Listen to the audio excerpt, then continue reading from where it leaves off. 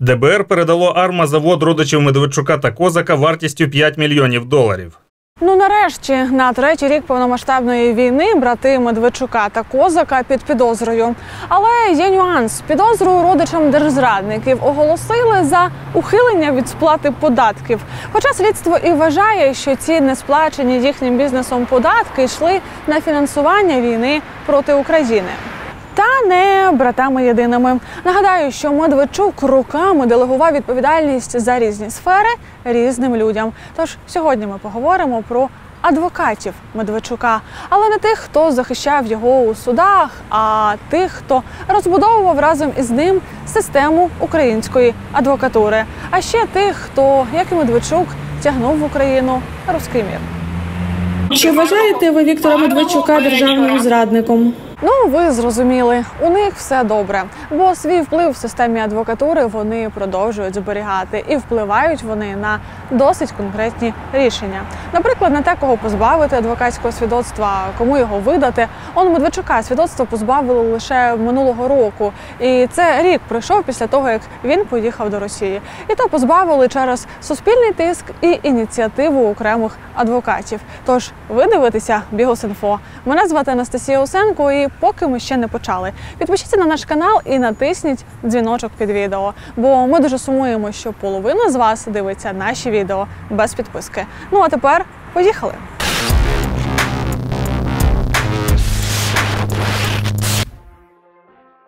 Це початок 2000-х. Усміхнений Медведчук приобіймає жінку. Її ім'я – Ізовітова Лідія Павлівна. І показуємо ми це старезне фото вам не для того, аби вчергово засвітити Медведчука, а щоб зафіксувати, що з Лідією Ізовітовою вони пліч-опліч дуже давно. У ті роки, а нагадаю, ми говоримо про 2000-ні, Медведчук – засновник спілки адвокатів України, а Ізовітова – її віце-президент. Цю посаду в ГОшці Медведчука вона поєднує із членством у Вищій раді юстиції, яка відповідає за формування суддівського корпусу. Згодом Медведчук стає головою адміністрації президента Кучми. Кар'єра Ізовітової теж іде вгору. Вона допрацьовується до керівних посад Вищої ради юстиції. Ось Ізовітова як заступниця голови Вищої ради юстиції на фото одного із засідань. Радиться з Андрієм Портновим, який тоді, а тоді це ще за часів Януковича, курував судову систему і якраз розробляв нове законодавство про адвокатуру. У 2012 році був прийнятий повністю новий закон про адвокатуру та адвокатську. Відповідно до цього закону, виконання вимог Конституції було передбачено, що всі, без виключення адвокати, входять автоматично в Національну асоціацію адвокатів України. Всі. І завжди. А варіантів, що існування окремого адвоката неможливо в нашій країні. Окрім Національної асоціації, тоді ж створили і Раду адвокатів України. Рада адвокатів України – це, так скажемо, виконавчий орган, який кожен день безпосередньо здійснює управління адвокатурою України. Очолює Національну асоціацію адвокатів та ж сама особа, яка очолює Раду адвокатів України. Та сама особа – це Лідія Ізовітова. Ці структури вона очолює і нині, від початку їх створення. Так у чому ж проблема? Зараз поясню на прикладах. У 2014 році під час Революції Гідності Національна асоціація адвокатів не висловила жодної позиції щодо незаконних дій режиму Януковича і не засудила диктаторські закони 16 січня, які суттєво обмежували права громадян. Самі тяжкі дні – це було 20 і 22 лютого, коли на Майдані були розстріляні люди, коли снайпери знімали людей в центрі столиці і просто хлопців складали під Казацьким. Після цього адвокати поїхали в центральний офіс Національної асоціації України для того, щоб висловити акт недовіри керівництву адвокатури. То есть фактически вы поддержали в том числе и расстрел людей на Грушевского? Потому что они вышли туда против этих законов. Під час Майдану виходить з заявою, з вибаченнями перед суддями за дії адвокатів, які захищають майданівців. Тобто не захищає спільноту адвокатів, яка стала на захист майданівців, а по суті вибачається за дії адвокатів перед суддями. Далі 2015-й, за рік після анексії Росією Криму. Частина кримських адвокатів, у тому числі керівництво Ради адвокатів Криму, підтримали російську окупацію і перейшли на бік ворога, отримавши там посади. Лідія Ізовітова, як голова Національної асоціації адвокатів України, так реагує на все це. Кримському адвокату, який у зверненні до неї просить якоїсь реакції, дає формальну відписку і радить з подібними питаннями звертатися до Офісу Ради адвокатів Криму. До Офісу Ради адвокатів Криму – це на той час у тимчасово окупованому Сімферополі. 2016-й. У так званій ДНР окупанти створюють власний реєстр адвокатів. Тоді українські журналісти та правники проаналізували, що щонайменше 300 українських адвокатів увійшли до реєстру окупантів. Від Національної асоціації тоді реакції на цей прецедент не було. Ну і ще один показовий момент. 2019 рік – Міжнародний форум адвокатів у Берліні. На одному із опублікованих фото на сайті Національної асоціації Ізовітова фотографується з російським адвокатом Юрієм Пилипенком. Пилипенко не просто адвокат, а адвокат із нагородою від Путіна «Заслужений юрист Російської Федерації». З 2015 року керівництво Національної асоціації адвокатів, воно не змінено. Не висловила жодного слова відносно дій Росії. Не ініційовано притягнення до відповідальності відносно жодного владних органів.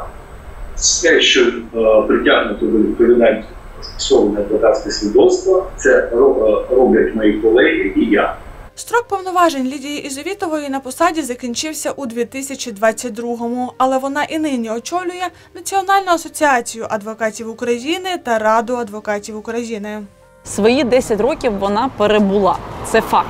Вибори вони не проводять, вони кажуть військовий стан. Ну, слухайте, це ж ми розуміємо, що це просто казки, тому що подивіться на Верховний суд, там є велика палата, і в умовах військового стану люди собі провели і вибрали новий склад Великої палати в кінці минулого року. Тобто, якщо Верховний суд справився з виборчим процесом, то оцей медведчуківський гурток, він би теж справився. Гурток в сенсі, що Ізовітова у цих структурах має однодумців. Наприклад, секретар Ради адвокатів України Ігор Колєсніков. Він володіє часткою адвокатського об'єднання «Екстра-Юз», співвласником якого і нині є адвокат Валентин Рибін. Раніше Рибін був адвокатом і Медведчука, і Шарія, а з початком Великої війни виїхав з України і виринув на окупованій Херсонщині як кандидат у депутати від путінської «Єдиної Росії», за що отримав підозру від СБУ у колабораційній діяльності. Але вертаємось до Ізовітової. І кожен з вас своєю наполегливою працею в тилу та мужністю на фронті вносить свій внесок для становлення адвокатури та нашої держави загалом. Ми невпинно вклоняємося кожному нашому воїну та пам'ятаємо всіх колег, які загинули. Це її привітання з нагоди 11-ї річниці створення Національної асоціації адвокатів України. Але диявол криється в деталях. У той же час, у 23-му році на сайті Національної асоціації адвокатів України розмірковують про те, чи варто карати українських адвокатів, які працюють в окупації. І не просто працюють, а співпрацюють з окупантами, тим самим легалізуючи їх окупаційну владу. Стаття присвячена законопроекту, яким хотіли ввести кримінальну відповідальність для таких правників. Втім, ми не повинні забувати, що йдеться передусім про більш пріоритетну функцію, яку здійснюють адвокати адвокати на тимчасово окупованих територіях, функцію захисту прав людей. Невже автори законодавчої ініціативи про це навіть не задумуються? Тобто Ізовітова, яка донині є ключовою особою в українській адвокатурі, цей проект закону критикує, апелюючи, що українські адвокати на окупованих територіях захищають права людей. Це такі українські адвокати, як, наприклад, Олена Шишкіна. Це вона захищає права людей? Шишкіна. Шишкіна, яка захищала українку Валентину Бучок у Донецькій катівні «Ізоляція». За словами самої, Бучок захищала, називаючи підзахисну «бандеровка», яку надо стріляти. Шишкіна – депутат так званого Народного совета ДНР, а ще член Совета по правам чоловіка при президенті РФ. Відносно жодного колаборанта вони нічого не побили.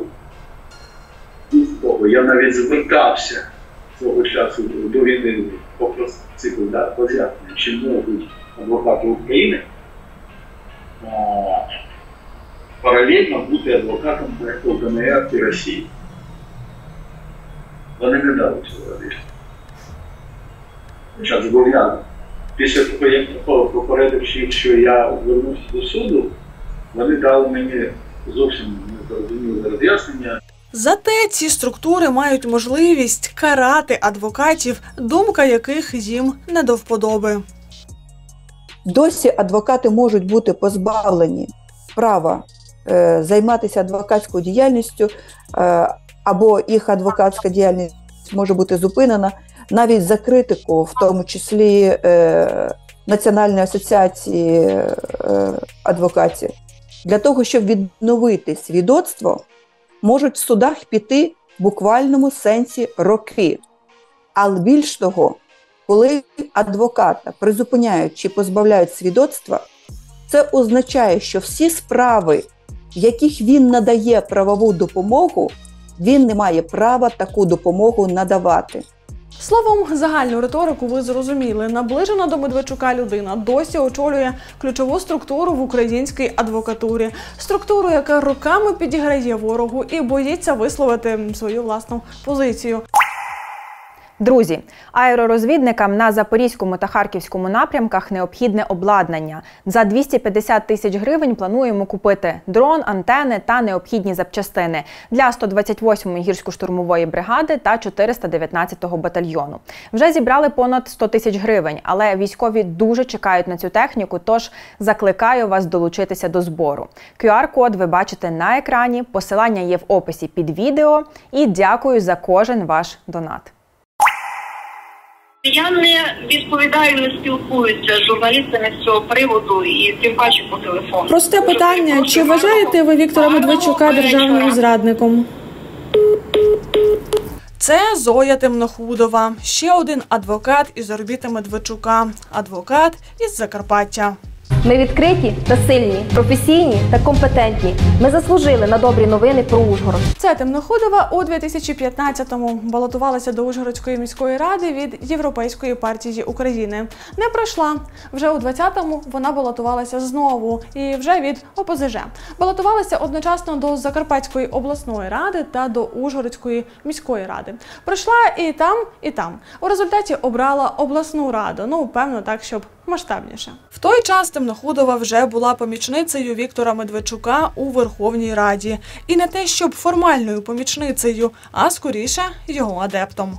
Скоріше не я обрала політику, а політика обрала мене. Коли я стала працювати помічником-консультантом, то я спиралася не на політичні гасла партії ОПЗЖ, а на загальнолюдські та національні цінності, свій професійний досвід. Так, мені імпонують ідеї мирної України, які послідовно відстоює Віктор Медведчук зі своєю командою. У тому ж інтерв'ю місцевому закарпатському виданню Темнохудова вихваляє Медведчука не лише як політика, а й як адвоката. Тому скажу так, адвокат завжди є потенційним політиком. У силу своєї юридичної та культурної підготовки він готовий у будь-який момент стати ним. Прикладом цього є і Віктор Медведчук, який багато зробив для розвитку системи адвокатури України. Досі залишається провідним фахівцем в галузі юриспруденції і авторитетом в галузі конституційного права, юридичної теорії і практики. Ну а ось Медведчук та Темноходова на спільному фото вже у 2020 році на Закарпатті. Тоді Медведчук приїхав у Жданієво, аби покласти квіти до пам'ятнику воїнам-добровольцям, які загинули у боротьбі із фашизмом. На початку 22-го року, за кілька тижнів до початку Великої війни з Росією, Рада адвокатів Закарпаття зібралася на засідання і обрала Зою Темноходову своїм представником у складі Вищої кваліфікаційно-дисциплінарної комісії адвокатури України. Вона виконує завдання по контролю за здачею кваліфікаційних іспитів, а здаються кваліфікаційні іспити на місцях, тобто в обласних органах адвокатського самоврядування, і дисциплінарна палата. Тобто вони контролюють дисциплінарне провадження. Ми приймали такі обов'язкові документи всередині адвокатури, по яким неможливо не виконувати рішення Ради адвокатів України, інакше це дисциплінарне. А ще ця комісія з довгою назвою може припинити право адвоката займатися адвокатською діяльністю. І так, тепер вже екс-помічниця Медведчука і послідовниця його ідей є однією із ключових осіб, яка в цій комісії приймає рішення. Не можу не згадати і про ще одного важливого персонажа – адвоката, який представляв інтереси самого Медведчука у судах. Його звуть Ігор Кириленко. Одразу зазначу, що в цій історії ми не ототожнюємо адвокатів із клієнтом. Але Кириленко для Медведчука не просто захисник у суді, а ще його давній поплічник. Ще в далеких 90-х Кириленко почав працювати юристом у міжнародній адвокатській компанії BIM, де на той час співзасновником був Медведчук. До слова, там ще брати Суркіси засвітились. Так от, Кириленко представляв інтереси Медведчука. Найвідомішою стала справа Медведчука Стуса, а точніше Медведчука Кіпіані, історика, який видав книгу під назвою «Справа Василя Стуса», де згадав про роль Медведчука у судовому процесі над поетом-дисидентом. Медведчуку згадка у книзі не сподобалася, і він пішов до суду. Пішов не сам, а відправив Кириленка. Головна вимога – заборонити розповсюдження книги Вахтанга Кіпіані. Першу інстанцію виграли, апеляцію програли. Тому купити примірник книжки можна і зараз. Але цікавим є те, як Кириленко поводив себе у суді. Адвокат Кириленко просто реально кривляючись, можна так сказати, з огидними такими репліками казав: та ні, це не Медведчук був агентом шістської системи, це Стус був. Це от і було найогиднішим з того, що взагалі можна сказати, коли адвокат людини не захищає свого клієнта, а нападає на мертвого, який не може відповісти. Оце було просто нижче плінтуса, і Кириленко свій мандат захисника перевищував. Він фактично був таким же політиком, як і Медведчук у цьому процесі. До того ж, Кириленко представляв у суді не лише Медведчука, а й його брата. Влітку 19-го року від імені Сергія Медведчука позивався до ЦВК. Суть позову у тому, що Медведчуку-молодшому не сподобалося, що Центр Виборчком опублікувала на своєму сайті результати виборів по округу, від якого він намагався потрапити до Верховної Ради. У 2020 році адвокат Медведчука став депутатом Київради. Ви ж вже здогадалися, від якої партії, правда? Так, ОПЗЖ. Із цікавого, разом із колегами по партії пропонував колоти киянам російську вакцину проти ковіду. Тож добре, що хоч Київрада не підтримала цей абсурд. Що змінилося для адвоката Кириленка після арешту Медведчука? А власне, нічого. Його сторінка у соцмережах, де головним фото колись було лого ОПЗЖ, стала недоступною. Адвокатське свідоцтво чинне. У Київраду він ходить, голосує і навіть на нові посади претендує. Наприклад, у лютому цього року адвоката Медведчука хотіли призначити заступником у комісію з питань культури Київради. Одразу чомусь згадую кривляння на справі Стуса. Через публічний спротив рішення так і не пройшло. Але вуаля, наприкінці травня Кириленка тягнуть у регламентну комісію. Ця комісія визначає правила роботи Київради, слідкує за діяльністю депутатів та має запобігати корупції при закупівлях за гроші міського бюджету. Ви знаєте, я зайнятий, вибачте, будь ласка, вибачте. Можу вам перетелефонувати пізніше? Зізнаюся, я не знаю, як підсумувати усю цю історію, адже у нашій Верховній Раді досі існує ОПЗЖ. Так, вони розбралися по різним групкам, але вони досі голосують, реєструють законопроекти, впливають на різні важливі політичні процеси і рішення. Що ж вже казати про адвокатуру і те, що нею керує ставлениця Медведчука. Але зафіксувати дотичність цих людей до держзрадника і їх вплив на процеси потрібно, адже в тому числі через застарілу систему адвокатури не може адекватно реалізуватися і судова реформа. Дякую, що ви додивилися це відео до кінця, і дякую за вподобайку під цим відео. А якщо вам подобається робота нашої команди, то ви можете долучитися до нашої підтримки. Наприклад, на платформі Buy Me a Coffee, на сайті або за посиланнями під цим відео. Дякую і до зустрічі!